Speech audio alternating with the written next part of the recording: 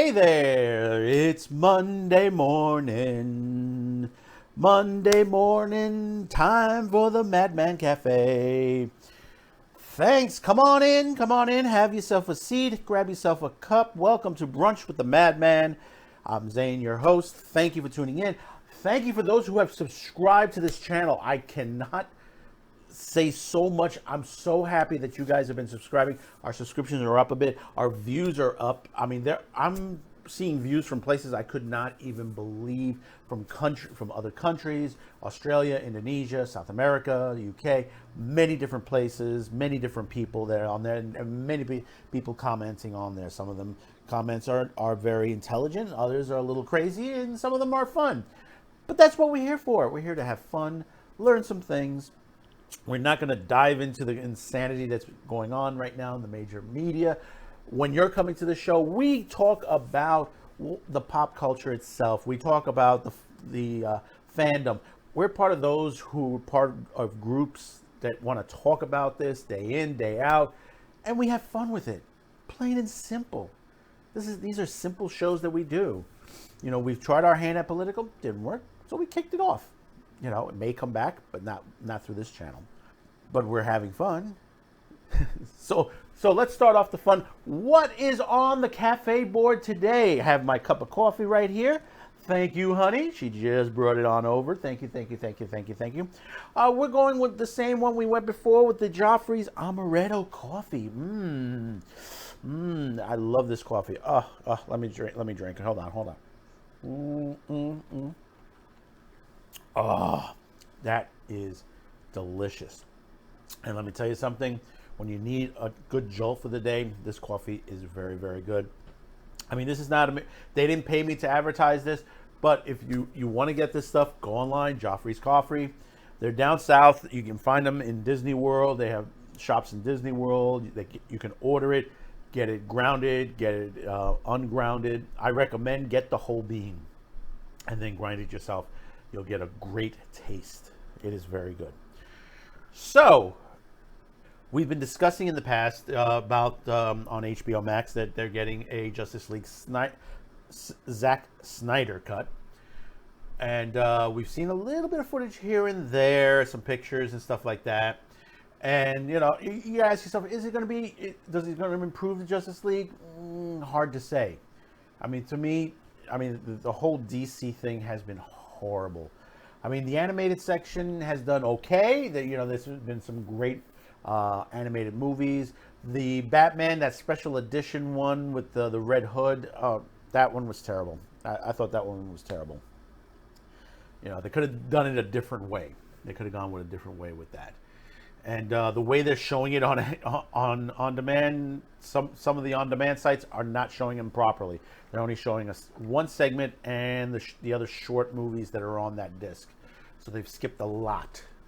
So that's another issue and another talk for another day.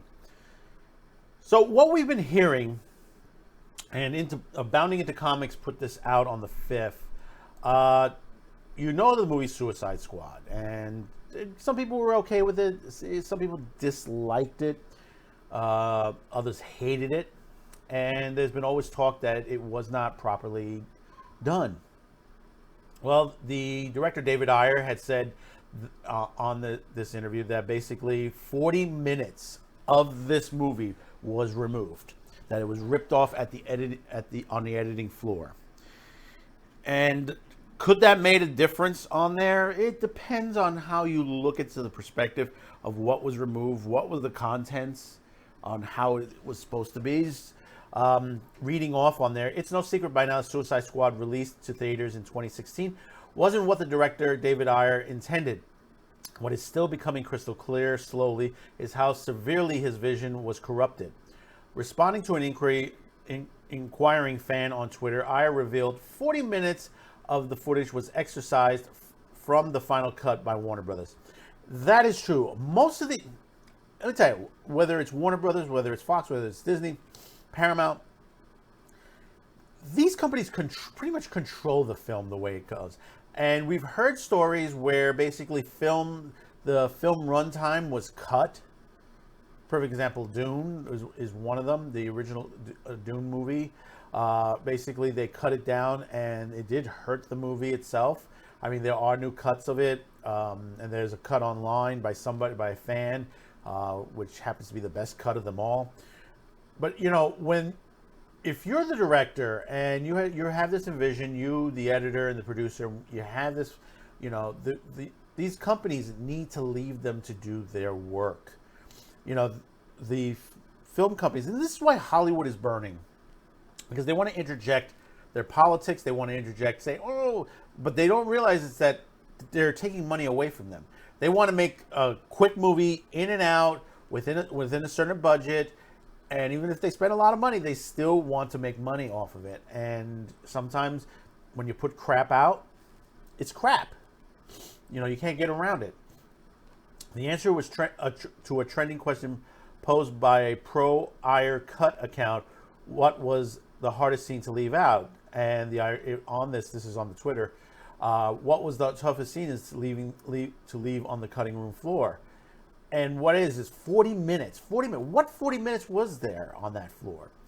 40 minutes leaves a lot more than one scene out, and most of the material you can bet encompass the unusual subplot involving Jared Leto as the Joker. Yeah, I agree. Jared Leto didn't get enough screen time in that movie. Not much on there. Ayer went on to add to this film, it was ripped to pieces, a fact he says he can't stress enough. He blames the leadership at the studios for panicking because of Batman vs. Superman was receiving negativity, because Deadpool was released the same year, was a smash, and they wanted a tone just like that.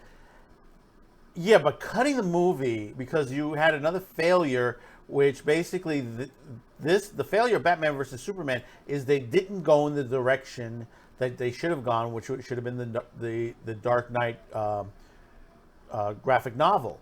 That's the direction they should have went, and they didn't. Why they didn't do it? You have to ask Warner Brothers on that one. There was so many people involved in it, and it was just junk. It was pure junk. Major elements were ripped out before Ayer could mature the edit. He explained the filmmakers took aim squarely at Jeff Johns for handing him pages to reshoot. Ayer is the latest person to call out Johns for interference. The former DC Entertainment executive is embroiled in the Ray Fisher crusade against Warner Brothers and DC brass, as well as Josh Whedon. Yeah, it's a mess at DC. It's a total. Jason Momoa backed up Fisher charges, and Grace Randolph has reported Johns is nobody's favorite individual at WBDC. I understand Ray Fisher has his issues with DC and all that. But when you're dealing with versus a Jason Momoa or any other actor that's been in the business a long time, Ray Fisher is still fairly new in the business. Yes, you can speak up, but the way Ray is going about it is totally wrong. It's you're still the rookie. You're still the rookie in the business. Even though you've got a couple movies in your belt, but you don't have like everybody else in this business that you're working around. The attendant dramatic tone Ayer had for Suicide Squad went from that of comical. It naturally underperformed according to the expectation and is widely deemed a mess. It is. Look at the Suicide Squad animated movie versus this. The animated movie was 100 times better. Ayer had assembled his original cuts and professed it is a better movie. He wanted to watch it recently and tweeted, "I watched my cut for the first time since it was abandoned. It is effing amazing. Oh God." Whether it sees a release is another matter. The Ayer Cut campaign is gaining steam. Yeah, it is. Support thanks to auspicious rally cry for the Synder Cut. Chances are, sadly, the studio won't be swayed. You never know. May not be this year, may not be next year. It could be 5 years down the line. Could be 10 years down the line. And we'll go over that in just a minute, and we'll explain that. Zack Snyder's Justice League is being completed and is coming out to HBO Max next year. It might even spawn hopeful for sequels and spin-offs. Not with AT&T the way it's going lately. And with the theaters shut down, I don't see this coming anytime soon. There might be some minor spin-offs, low-budget films, and you'll see that because they're going to be low-budget, the way these companies think, they're not going to do well. There's a way of making them low budget and making them work.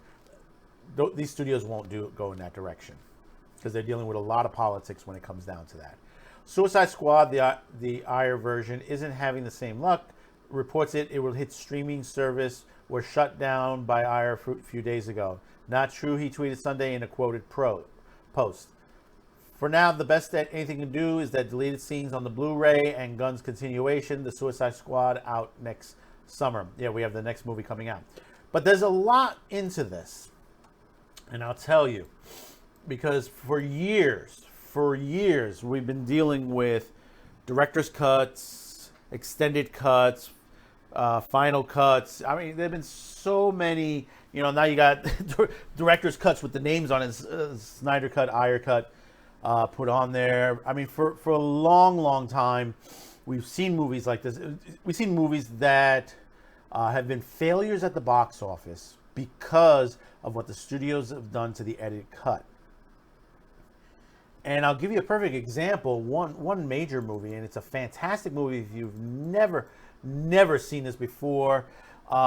It is a Sergio Leone movie. If you're familiar with Sergio Leone, he did a lot of spaghetti westerns, but he did a movie with De Niro and James Woods called Once Upon a Time in America. Story about some Jewish boys growing up in Brooklyn and becoming a mob. The issues they went through, and the kinship and the betrayal. It is a fantastic movie. Now, you're saying, Zane, you said it was a failure. In a way, yes, because the version that was released to the theaters was cut down to about 2.5 hours. This movie hits it's about 3:49. It's almost 4 hours, the final cut of this movie. And when it was released, it was cut practically in half.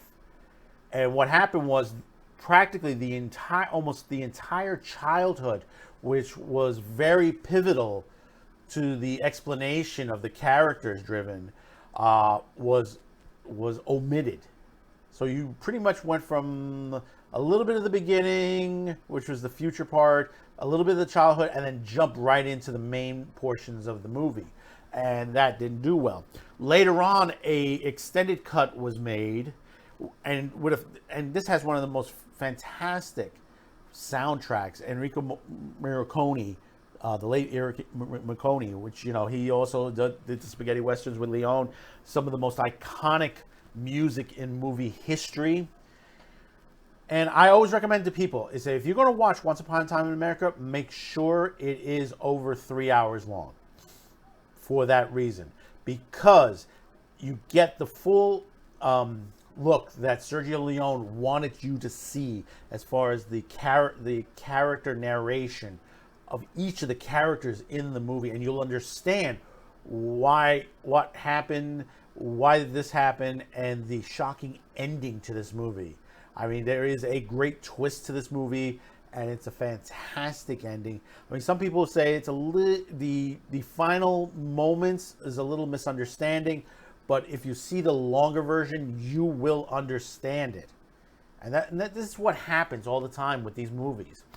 And when it gets a cut like that, I mean, just now recently, you just getting a release of the re-edited version of The Godfather.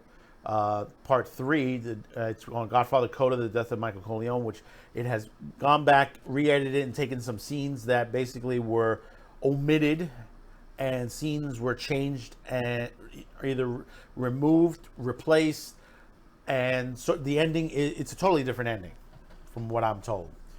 I mean, this has been one of the great films of all time. The third movie wasn't so great. And one thing about the when you hear director's cuts and stuff like that, The Godfather itself has had many cuts for this movie. We've had director's cuts, we've had extended cuts, special editions. I think one of the best editions, when I used to be in the video store business, was the cut that it was the epic cut, which basically what they did was they went back and they edited movies 2 1 and 2 together. And what they did was the movie started with that technically you had no flashbacks. If you remember part 2, there were a lot of flashbacks. Those flashbacks became set in stone in this version. In other words, when you saw young Vito Corleone in Italy, basically in the flashbacks, that became the beginning of the movie. So you saw him growing up, De Niro role, and then on into part 1 into the movie, and then it returned back to part 2 at the end of part 1. So, as you can see, in other words, they spliced part 2 in half, put it at the beginning and at the end of the movie, and part 1 was in the middle. And I believe there was another version that added part 3 at the end. So you had all 3 cuts together as one major trilogy of the films, all wrapped up together.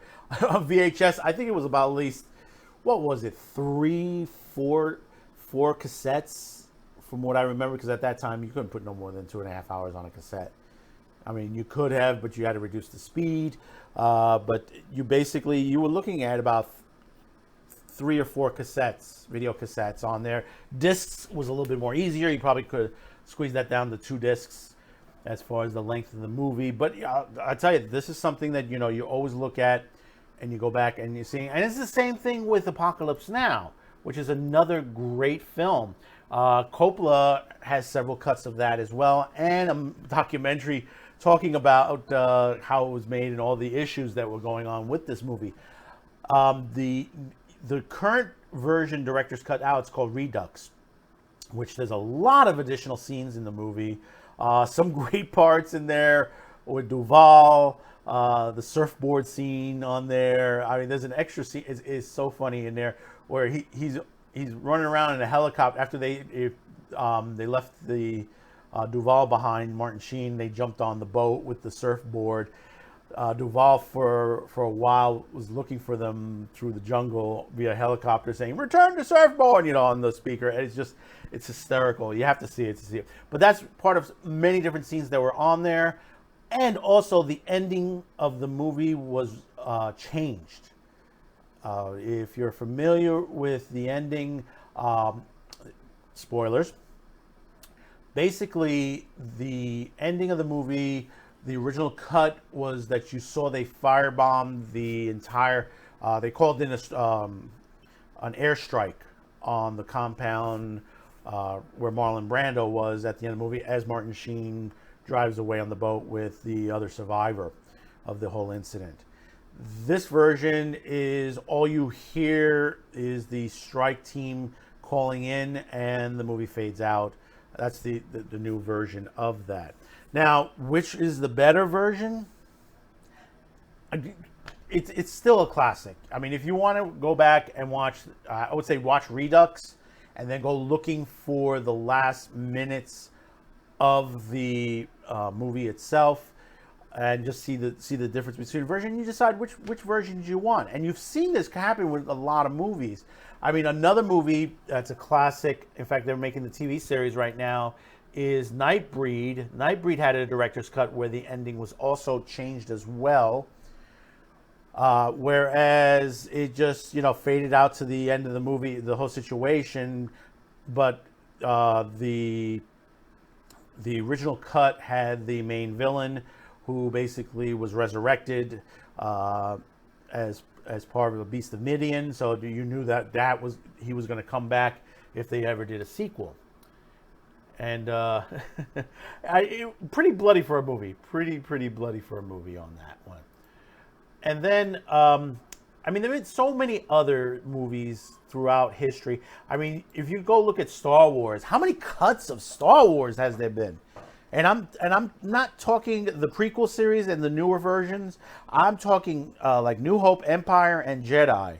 I have the original versions on VHS, then the special edition box set, which had the first restoration that they did with this on there. Then I had gotten the second restoration, which was basically the new edition with all the new special effects. That's where I stopped. After that, someone did give me the latest edition with the latest sound on there, and I have it in my collection somewhere. And it's Empire and New Hope. They didn't give me Jedi. They know I love New Hope and Empire. Jedi, I was like, eh. But seeing this, you've seen Lucas has cut so many versions of this. I mean, there is talk that people want to see the original cut of New Hope and Empire and Jedi without all the special effects and stuff like that. And the prints do exist. A lot of them are degraded, but they can be put back together. I mean, like you have Darth Vader looking blue these days. If you see the footage right from the reel, it's like these movies have gone on there. But Lucas has a master out there somewhere that basically is sitting in his house. Nice, clean copy of that print. And, we would like to see that. I mean, well, who knows? It's up to Lucas and probably up to Disney, because I know Disney technically now, with everything been moved over, it's in their hands in a way, but I think it still needs Lucas approval. But that's another one that's on there. And there have been many other classic films. For example, Dune has 3 cuts, which one is a fan cut. Then you have an extended edition and a theatrical version. I own this version, the extended edition and theatrical, which is on 2 sides of a disc. The difference between the two is the original David Lynch cut, and then there is a re-edited version that has extra scenes. Not all of them, because there's even more. With the extended edition, there's even more scenes that they didn't even use for the extended edition. But the extended edition had more narration improvement than the Virginia Madsen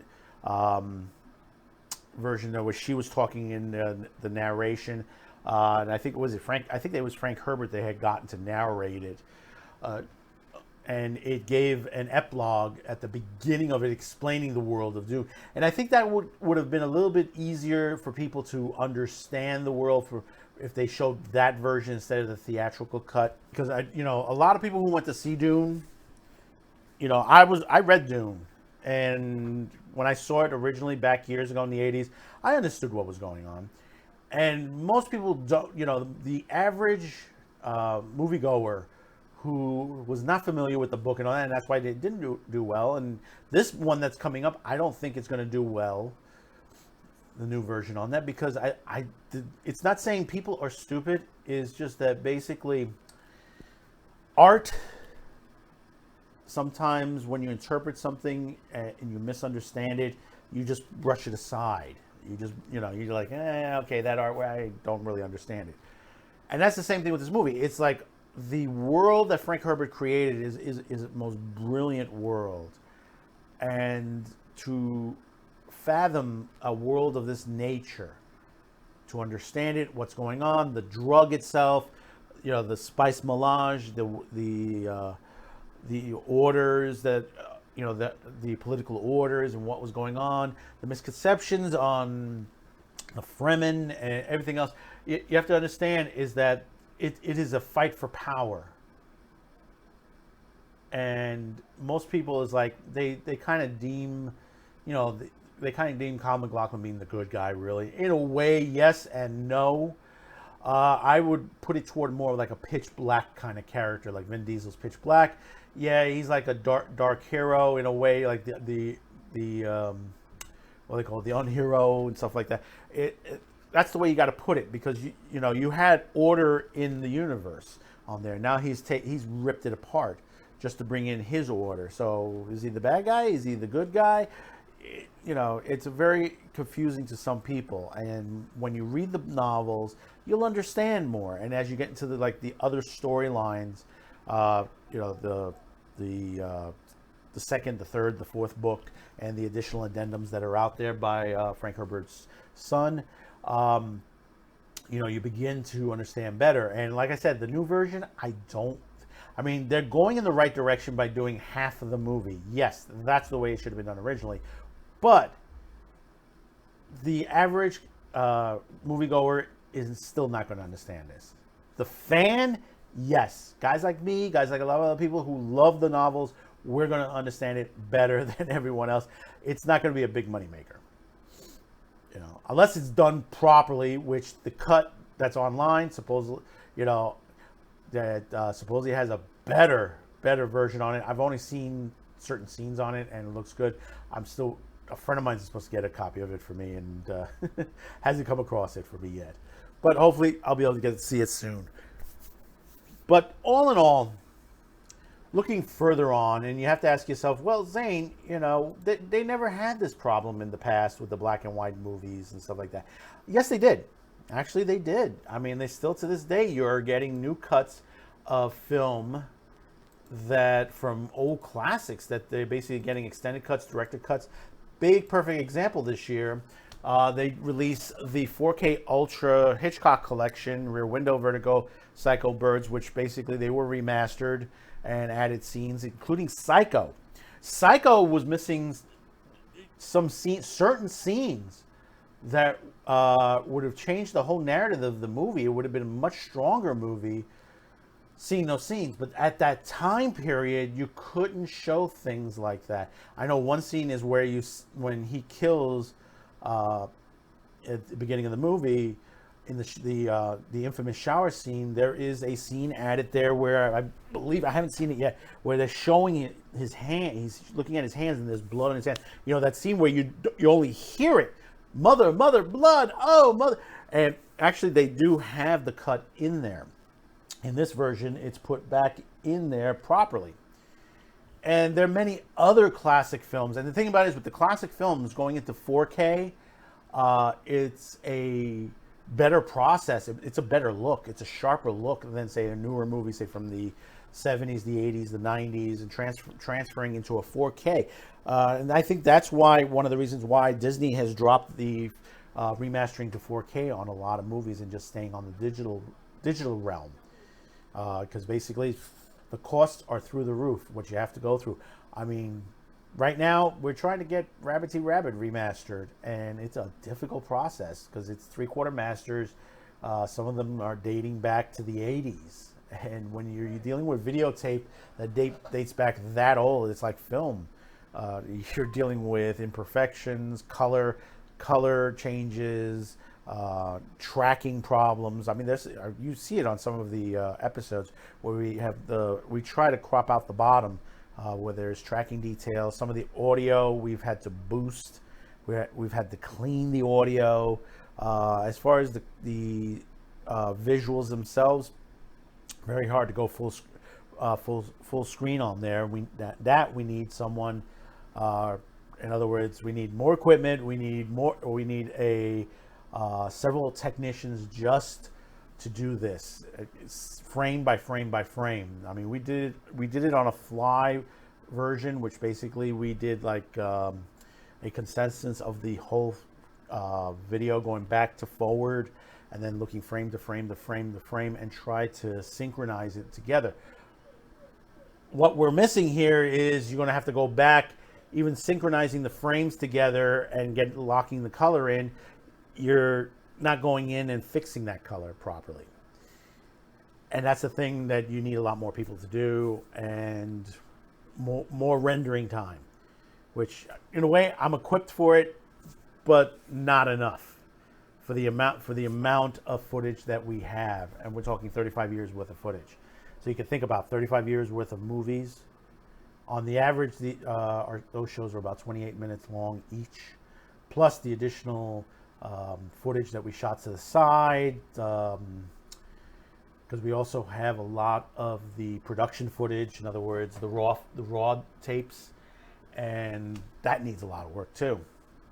But also, I mean, getting back to the movies, I mean, you've had others: Lord of the Rings, Aliens, Blade Runner. You've Watchmen, and many other films that sit there, and they've put out directors, final cuts, edited cuts, extreme cuts, bloody cuts, some that are like unrated versions. Like a lot of horror films, you get unrated versions, or action flicks. And it's a shame, because the reason why you have these is politics, and and I keep bringing this back up, and I don't like to use politics as the verb to the nature of the problems, but that's what's going on. It's the politics of the nature of the beast itself that's going on. You have a studio production chief that says, I want this movie, I want it to be good, but it has to stay within under 2 hours and 20 minutes or 2 hours and 30 minutes or whatever they want to set it for. Can't go beyond that. So what happens? What do you lose when you're stifled to that amount, and then the studio goes, listen, we want you to hire this actor, we want you to hire that actor, we want you to gender swap the actor, we want you to change the character. And the thing about it is, when you look at situations, I'll give you example on there. The Witcher. The Witcher takes place in Middle Europe at the time, but meanwhile they put a lot of race swapping on some of the characters, and that is partially incorrect for the time period. If you're looking at that time period, it's like saying you start to put Spanish people in feudal Japan long before the Spanish got there. And you guys say to yourself, well, why'd you just put that character in there when they're not supposed to be in there? Like, especially like in the samurai films. If you threw a Spanish person in there and say a white person or a black person in those movies, just because the studio chief said so, you're being inaccurate. You're throwing the movie off, and you're going to get somebody who's going to sit there and be like, what the hell? Make a movie right. Don't look at the politics, checking off check marks for diversity on a movie. That's wrong. Taking away the freedom of the director. Basically, you're tying his hands up when you tell him, listen, you got to stay within this. I understand there are some guys that they say that they could do a movie 5 hours, 6 hours. There have been some great movies in the 4 hour range, 3-4 hour range. I mean, Gandhi, great movie, Apocalypse Now was very long. Once Upon a Time in America, when you finally see it in the full version, it's a fantastic movie. And there are tons of other films. See, there's certain companies that don't worry about that. How long it's going to be, who's in it, is it diverse enough, and stuff like that. You don't need that to drive the movie. The movie is the movie, whatever the writer put into it, the director, how it's filmed, how it's edited. There's so many variables on there. When you start to tighten on it, tighten a grip around it and take away the artistic endeavors of these people, you're not going to get a great movie. You're not going to make money. And you may make some money on it. You might break even and go over. But then when you go to make a sequel of it, no one's going to go see it. Because they said, oh, I saw the first one. I hated it. Because there's been plenty of low-budget films out there. I keep saying, The Wretch, $66,000 to make. Fantastic film. Blair Witch Project. Quadruple, five times over what it was cost to make, and was one of the biggest box office success for a film. Movies like Pitch Black, great film, and those have had change in cuts and stuff like that, low budget. There have been many other films in time that are low budget, has done very well. What has happened is Hollywood has lost itself to politics and to the almighty dollar. Because they want to go in, make the blockbuster, get it out, make the money, take that money, put it into another blockbuster. But not knowing that basically you're taking away the storytelling. The most important thing of a movie, of a TV series, is the storytelling. And people are tired of this. They're tired of the insanity storytelling that they're putting out there. And you're seeing it in the box office numbers even before COVID came in. What's it going to be like when everything's all lifted back up and we're back to normal, whenever that is? Probably another year or two if we're lucky. I mean, what's the theaters going to look like? You have small companies making money, not big dollars, but they're making money off of these films. They make a nice inexpensive film, spend $60,000, $100,000, $1 million on the film, and gross back 3-4 times that of what it costs to make. If you walked out with a couple million, if you did a movie for $1 million, and you walked out with $3 million, at the theatrical release. I mean, that's pretty good. That's still it's money you can put back into. You can make another movie for $1 million. Everybody's thinking $100 million to make a movie. You don't need 100, 200, 300. You don't need to break the bank to make a good movie. You want to throw in all these special effects and all that. Special effects doesn't always drive the movie. People are tired of that. They want to see more stories, more action. There's tons of documentaries and videos out there that talk about this. The difference between movies from the past to present day, that there are major differences on the action. I mean, a lot of the, when you look at Disney with the Star Wars, it's not only the way they've scripted, is the way the action flows on there, that they're using too much CG. There's times where you literally have too much CG in there. Now, I understand, you want to keep stuntmen safe and stuff like that, but there are ways of getting around there. There are technological ways. There are ways of filming things now these days much easier than it was years past when it comes to action and stunt work. You don't have to go way over the top. There are ways getting around it by filming. Taking that moment to film that extra 4 shots. The extra 4 shots of angle can give you a better action scene than taking 10 shots from 3 different scenes and smashing them all together.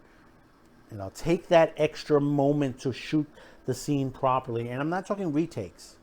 I'm talking take it from different angles. Take it to the point when you edit, go back and edit. You can edit properly and change things around in the edit bay.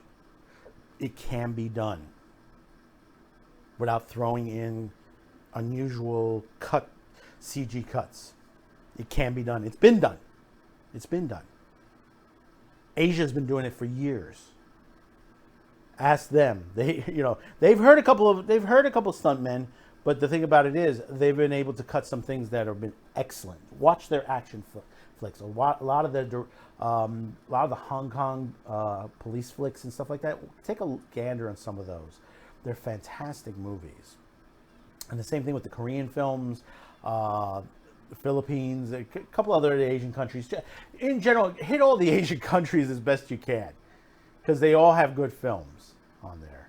The only one that's an issue is China, not Hong Kong, but China itself. That's the only ones I would not go into unless it's something that they were able to sneak some non-political stuff out of that country, which happens every once in a while. So hopefully we'll get a new cut of Suicide Squad, but we'll see. You comment below and you tell me how you feel about it. Hey, moving on. Let me take another sip here. She just passed me another fresh cup of coffee here. Let's see. Oh, delicious, my dear. Delicious. Well, one thing we're going to be doing now, there's not much on television these days. And, the shows that are coming out have not fared too well. I mean, even The Mandalorian second episode wasn't a great episode. So what I'm going to do for you, as viewers here at the Madman Cafe on Brunch with a Madman, I'm going to try to give you some stuff. Some of it you might have heard, others you may have not heard or seen to the nature, and I'm going to give you a chance. Also, distinctly, I'm going to give you the sites that I'm going to that they're appearing on. Now, you may go this way, but there are other ways you can go. I'm not condoning the other ways, but like I said, there are many ways to view these shows. And me here, Zane and Madman Show, don't condone those other ways, but I cannot stop you from that, if you get me. Now, we're going to start off here, and I just finished watching season 1 of this. and I'm surprised I've not heard of this manga, and it was a surprise to me.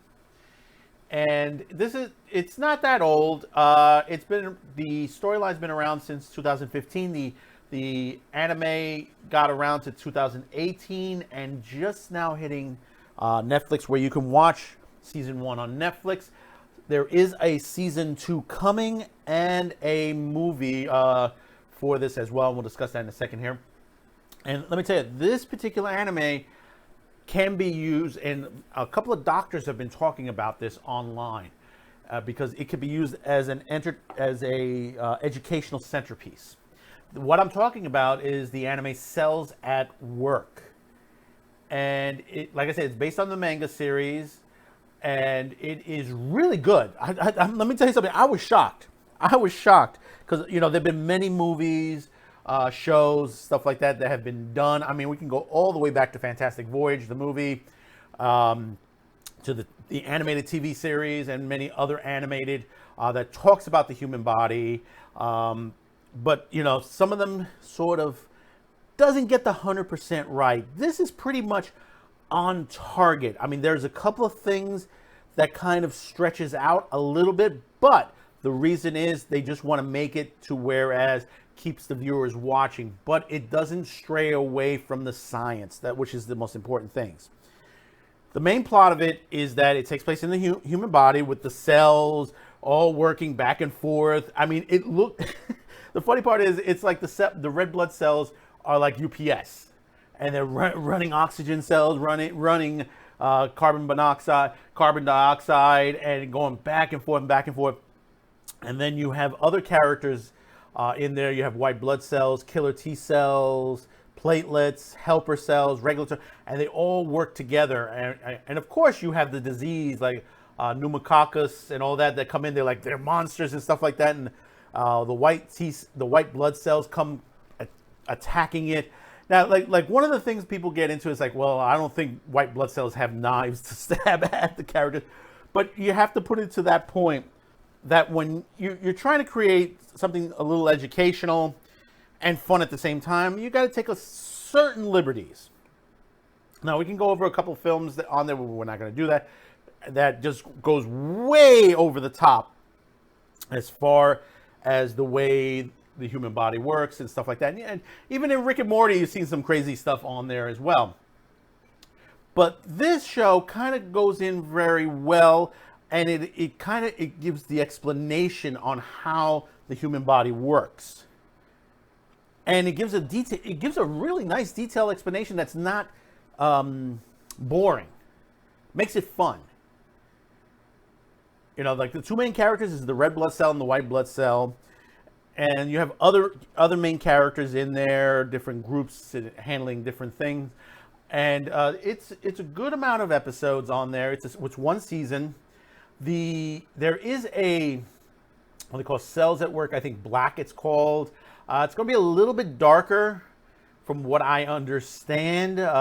It's going to be, well, in a way, what they're trying to explain is how traumatic a cell that can be destroyed in the human body by disease, foreign invaders and stuff like that. So it kind of almost puts it to that point. And then there is a season 2 expected in 21. So, we kind of expect this, as well, because basically, it is a fun series. The manga, I believe, is still ongoing. And it's very interesting how everything works. I mean, to the point where you see stuff get brought in, like, what they call it, medicines get brought into this, how they explain it. And it's in a real kooky way, similar to another movie. Another way is how they see injections that come into the body, because there is a season finale, not to give too much away, where something has to be injected into the body because the body is dying at certain points. And the way they handle it, it's right on target of how the human body is. There are certain, like I said, there are certain doctors. If you type in Cells at Work, with doctors' reviews, you'll find certain doctors that have YouTube channels that goes into detail episode to episode. So this is well worth the watch. And like I said, it is currently on Netflix right now. It is dubbed. It's pretty good. It's dubbed pretty well. I tell you, I'm shocked on that. I mean, I have to go back and look at the subtitle version in the original language and try to match it up on there. But as far as I could see, and from what I've heard from people, because most of the doctors have watched this in the Japanese version, they say this is the science behind this is pretty on target. So moving on, getting away from a little bit of education on there, we're going over to a classic, one of three classics that's on this listing of the 5 that I'm going to give you. And I've just restarted it. I'm in the first 100. I was well into this series. I stopped for a while. This series is almost to its end. The manga version is coming to an end. So that means the TV series will be coming to an end eventually. I mean, this is one of the longest running series. It has been around since the late 90s, 1999 to be exact. Over 900 clocked episodes of this series. And I'm going to tell you, you're going to find this series on 3 different networks, 3 different online sites, Netflix, Hulu, and Crunchyroll. And like I said, you can go elsewhere to find it. I think Netflix has the first 4 seasons. Hulu has it up to season 11, and Crunchyroll has the remainder. So it's in a way you could split between everything on there. And the series I'm talking about is One Piece, which is like one of the most favorite. I know you guys out there, you probably know it very, very well. You know the story about a young boy who wants to become the king of the pirates with his friends, Luffy, the Straw Hat pirate. It is a fun, and let me tell you, I went back and I started the first 100 episodes. I think I'm almost at 100 right now, and there are a lot of things I've forgotten. Let me tell you, I've forgotten a lot about this, and I had a lot of fun with this story. I mean, there are some mini movies, I believe, on this. Yeah, there are some films. There are about 14 of them in between, range from year 2000 to 2019. And like I said, the series is coming to an end. So it's a good time. If you've stopped watching it, this is a good time to start watching it again. Let me take a sip of this fantastic coffee again. Woo, that is good coffee. The series has always been loved by everyone. The manga's always been loved. I mean, the Toei animation on here has always done a great job of it. We've talked about it before, where there's been some controversy. Some people have been complaining on how the women are drawn on here. But I've always said, look at the anime itself. Everything is drawn weird in this series.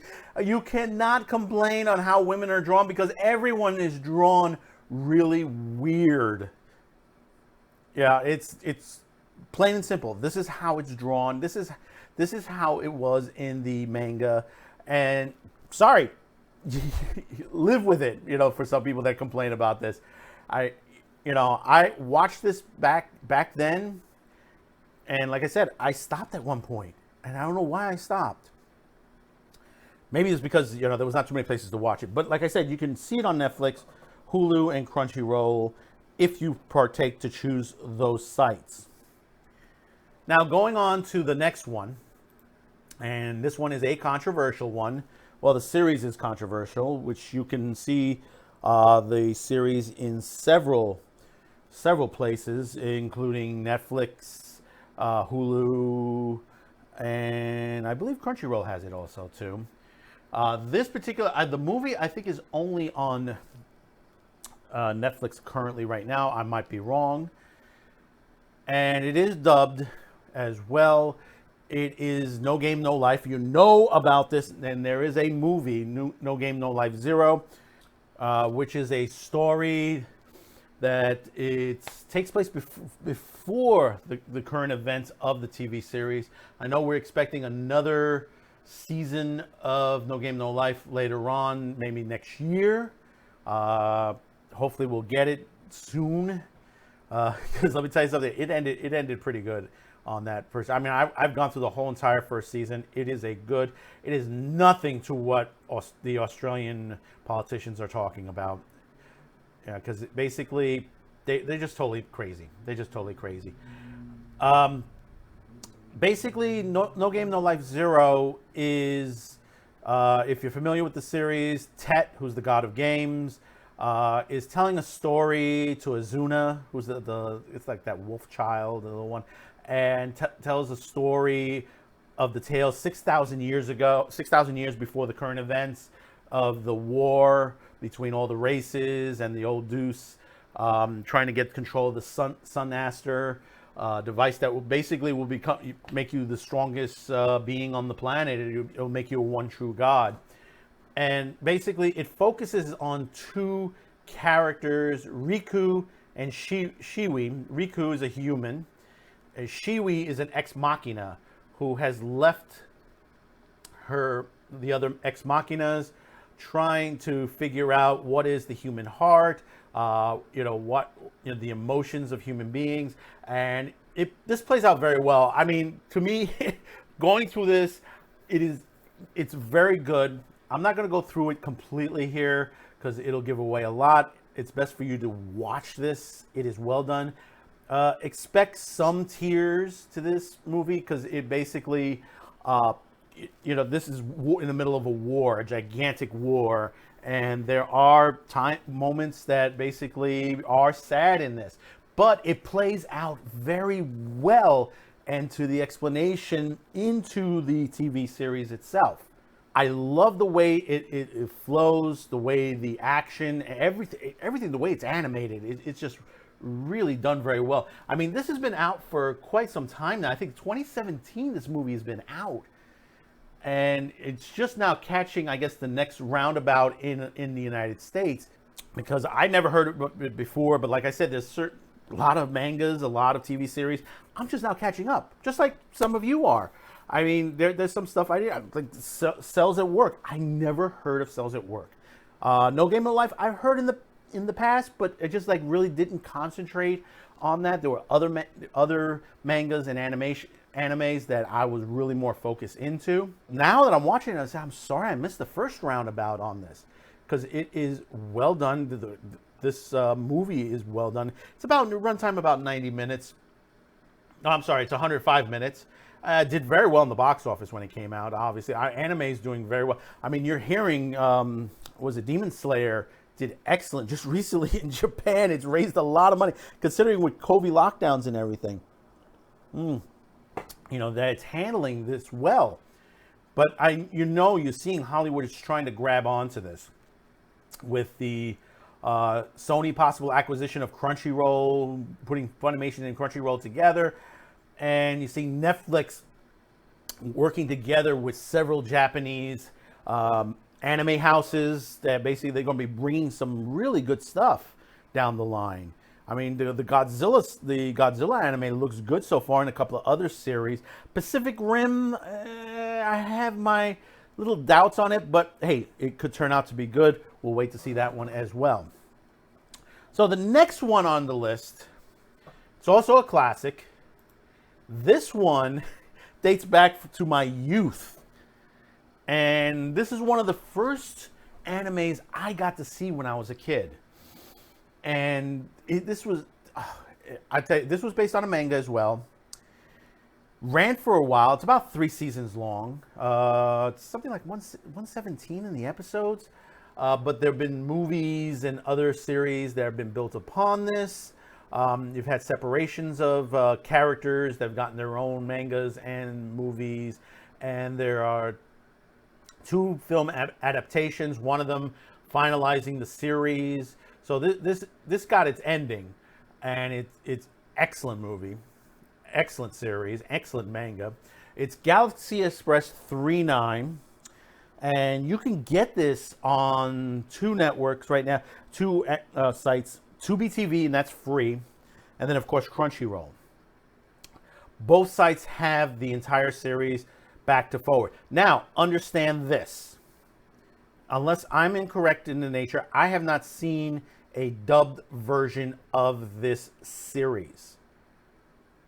There are the movie versions, which is Galaxy Express 39 and Adu Galaxy Express 39. Both have dubbed versions of those two movies. The TV series, I've never seen anyone try to do it, any company try to do a dubbed version of it. Maybe now with the premise that the animes have come back into the situation, maybe a remaster, something like that will give us a dub version of it, but it may take away from it. Because like I said, this was written back in the 70s, and it is a fantastic anime. And it is a series concerning about a young 10-year-old boy who basically, in a world, I mean, this is a world where the rich have sort of mechanicalized themselves. They've become more machine than human. And the main character, Tetsuro, wants to become a machine, but the only way to do it, and he heard that if he goes to the Andromeda Galaxy, he'll be able to get one for free. He'll be able to move his consciousness and put it into a mechanical body. But the only way to get there is a old train express line called the Galaxy Express 39 that comes to Earth once a year. And the main whole thing is in the journey to the station on the day that the train is supposed to arrive. His mother is murdered by a bunch of mechanoids and mounted on the wall. Like, the thing about the people, the rich that have changed themselves out of their human bodies, they hunt humans for sport. And now all alone, he doesn't know what to do. He wants revenge now, but he meets up with a young woman named Maytel, who gives him the ability to go travel. He gives it like a unlimited pass to travel on the train, which this train travels in the galaxy. I mean, this is literally an old-fashioned railroad, that just travels the galaxy, and this is one of the oldest railways that is done. There are other trains in the line that they're more sleeker, but this is the old-fashioned one. And basically, they travel together. They get into adventures throughout the galaxy, episode to episode, trying to get to the Andromeda Galaxy. And when you get to the end of this, I mean, there's some shockers in there. And there's some other characters in there, like Captain Harlock. This is the first series that you see Captain Harlock, which got, if you're familiar with him, you've seen movies on him. This is where he began. He was involved in this series as well. And of course, he's gotten his own, I mean, film adaptations and series, and mangas, Mattel Legend, Space Symphony Mattel, Galaxy Railways, Letter from an Abandoned Planet, that's an OVA series, and there were many, many others, and video games. I mean, at one point, this series was so popular, and I saw it back in the first run.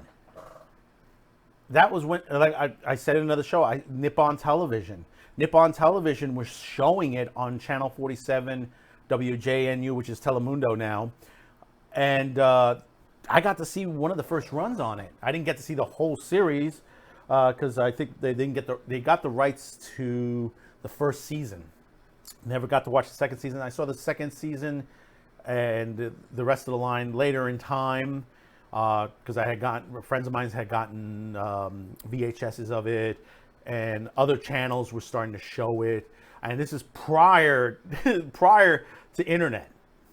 Okay, there was no internet where I could go to a site or be able to download this to see this. We had to go out and find it, and find people that had it. So I mean, catch this. This is a great series.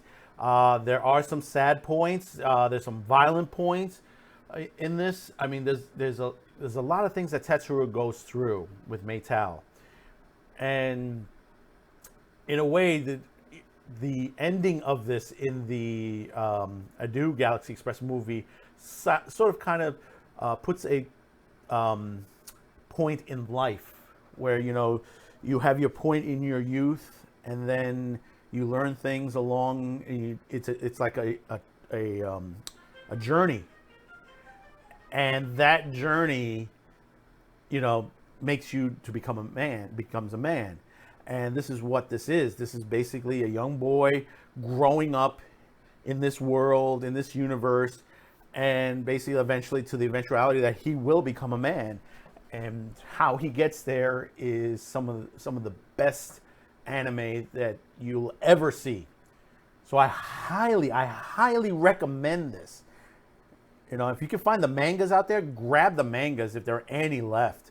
I know they're hard to find. You know, the original prints. They might have secondary or third prints of them, but get them. They're real. It's a really good story. And catch the secondary series, Harlock, and all the other the side movies, the OVAs and stuff like that. They are just as good as the original series. Not anything that's done in the 2000 range and above. Anything below that, very well done. I mean, there are some new versions. Remakes that are okay. They used a different type of animation on that, but this is hand-drawn, the original hand-drawn series. And it, like I said, very well done. Like I said, it is subtitled, so you're going to be reading a lot because there is a lot of dialogue. I'll warn you this, there is a lot of dialogue, but there is a lot of action too. So catch that one. Now, this last classic gem you can catch on Tubi and Hulu. Now, unfortunately, there are dubbed versions of it. For some weird reason, unless Crunchyroll has them, they're not available right now. Unless you get it on DVD or if you have a friend that has these. There are 2 seasons of it, Stage 1, Extra Stage, that they did. There are mangas of this. It is really, really good. It's sort of the how can I put it? It's sort of the beginning of the new age of anime. At that point, this is the year 2000, so things started to change it more. That's the way that the animation styles and stuff, how they used it as we got more into computer animation.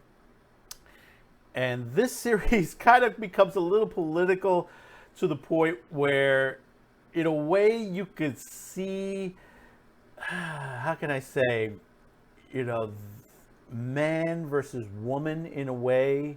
And it's kind of scary because, you know, if you think about it for a second, the way things have been going lately, you know, what if this happened and how would we handle it? And the series I'm talking about is Vandred. Vandred, this was Gonzo and Media Factory did this in the 2000, and like I said, it's 2 seasons. It's really good. It's really funny. There is a lot of fan service in this, and a lot of comedy in this, and it's well done. The action is good. There's like 2 levels of animation on this. You have the standard, and then you have the computer animation, which comes in a little bit into this. The main premise of this is basically humankind has left Earth. They've left into the galaxies to a different star system. But what happened is somewhere in between that, in the travels, men and women have become segregated between the 2 genders. Yeah, there's a gender war in a way. And they both live segregated on 2 different worlds. Mergine, which is the women, and Tarak is lived by the men. And it's sort of a metaphor in a way. And what happens is during a battle between the main military and the pirates, which the female women are the pirates in this, an accident happens where 2 ships are sucked through a wormhole, merged together, and certain men that were still aboard the ship and women that were aboard the other ship, they're now working together trying to get back to their worlds, and they have to learn to work together. But on top of that, there is a enemy hidden in the darkness of space, which is basically they're sort of, you know, someone writes them up as like the Borg of this universe in a way. Yeah, they're basically they're mecha that basically go in and they harvest planets where human beings live, and they're looking. I think it's that they're looking for their body parts and stuff like that to add to their collective. Sounds like the Borg, and they have to fight against this, and they're using these mecha ships against them. And the thing about it is, Hibiki Tokai, who's the male version of the character, his mecha is able to merge with the female, any of the 3 female ships, and merge in and create a larger mecha to defend against these robots. And it's sort of like the play of that they have to work together, and the center core of the ship is an intelligent life form in itself. And it's really good. I mean, like I said, this is 2 seasons. There's a lot of, like I said, a lot of fan service. There's a lot of comedy in it. There's a lot of craziness, but the action is very good. I mean, there's short episodes, like normal manga is, and anime. And when you get through them, once you start the first episode, you just want to go through the whole series. I saw this back on the first run, and I forgot what channel it was. There was a channel back that was running anime, and it was already dubbed in English. It was like a mixture. It had music videos and stuff like that on there. It was like a mixture. It was trying to appease the fandoms, and it had like a lot of mixture of stuff. And that's where I saw it. I forgot the name of the channel. I have to look it up, but that's where I saw it the first run. And then I only got halfway through the second stage, and I had to go find the second stage. And for a while I was looking for it. It wasn't available. And then finally it was available, and I got to see it. I got to see the ending of it, and the ending is excellent on this. How it is. I mean, and you learn more about what's going on, who are these enemies, where they've come from, and you know how human beings have to merge back together as one cohesive race to try to fight against these things, and how much of the attitudes that both men and women have to each other. I mean, there's like scenes where the men think the women are these monsters that would tear them and devour them, and it's nothing of the nature. This is just the stories that have been told through the generations to just basically hate each of the genders. And like I said, it's a gender war.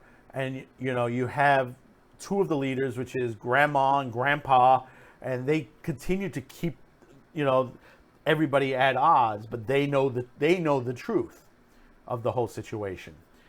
And to see this on screen, I mean, this is one thing that they could do a second series on, and I think they should. I mean, they ended really good.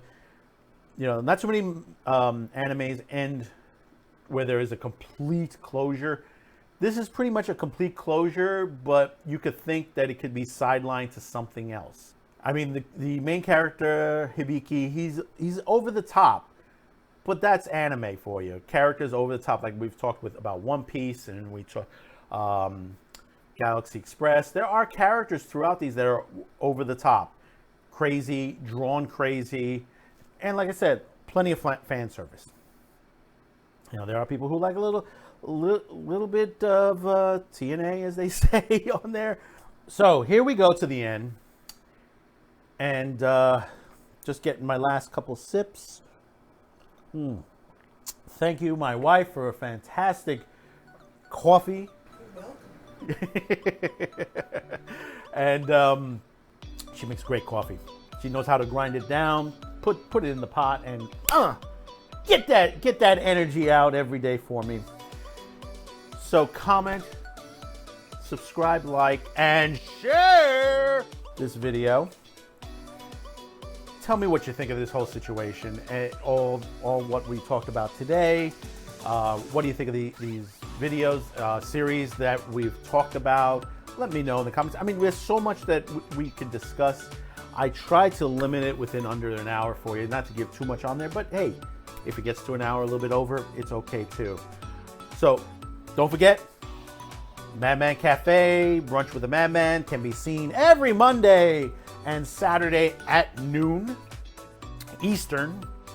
What is it? Eastern Savings now? Yeah, it's Eastern Savings.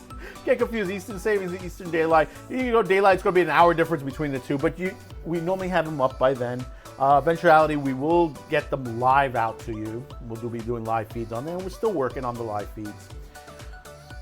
Because it's something weird going on with YouTube as far as live feeds, and I'm seeing this on other sites as well. Some tests have done well on other platforms, on DLive and on Twitch, but it seems like YouTube is the main issue.